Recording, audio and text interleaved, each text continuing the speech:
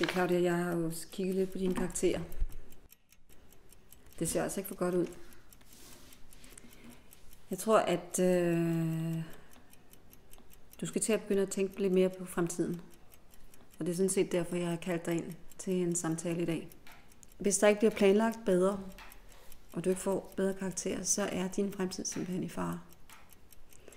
Så er hele din karriere måske ødelagt, hvis du ikke tager fat nu. Du ved, at konkurrencen er meget hård derude. Dine klassekammerater er meget dygtige.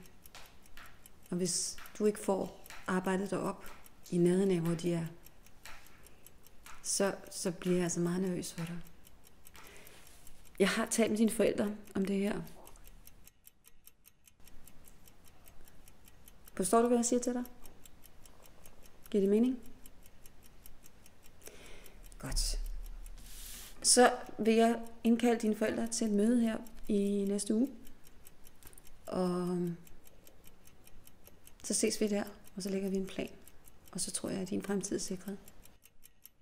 Er det en aftale?